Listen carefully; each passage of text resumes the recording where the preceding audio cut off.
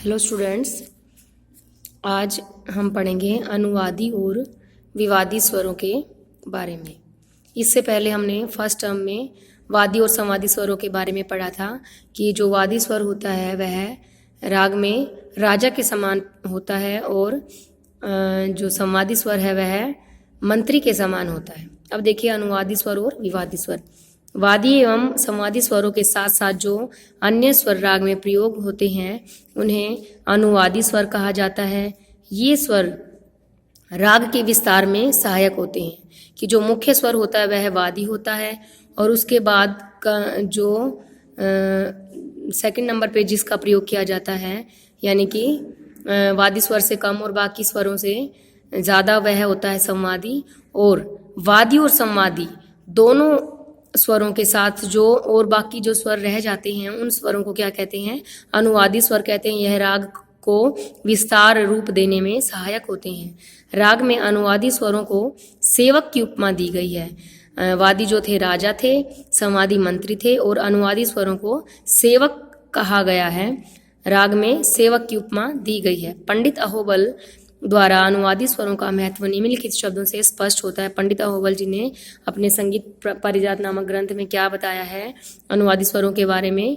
भृत्य तुल्या अनुवादी, यानी सेवक के समान जो स्वर होते हैं जो वादी और संवादी स्वरों की सहायता करते हैं और जो उनके सेवक के समान उपमा दी गई है उनको, वो कौन से स्वर कहलाते हैं? अनुवादी स्वर कहलाते हैं। अब देखिए विवादी स्वर। राग में जिस स्वर के प्रयोग द्वारा राग का स्वरूप बिगड़ता हो उसे विवादी स्वर कहा जाता है। मीन्स राग में हम जो वर्जित स्वर है जिसका हम प्रयोग नहीं करते हैं उसको, और जो राग के स्वरूप को बिगाड़ देता है उसको हम विवादी स्वर कहते हैं। विवादी स्वर का प्रयोग करने से राग की रंजकता का गुण नष्ट हो जाता है। अतः इसे रंजकता का गुण मीन्स राग हमें अच्छा नहीं लगता है, वह मन को प्रसन्न करने वाला नहीं होता है, वह राग के स्वरूप को बिगाड़ देता है। अतः इसे राग में शत्रु के समान माना गया है। तो विवादी स्वर को किसकी संज्ञा दी गई है, किसकी उपाधि दी गई है? शत्रु की।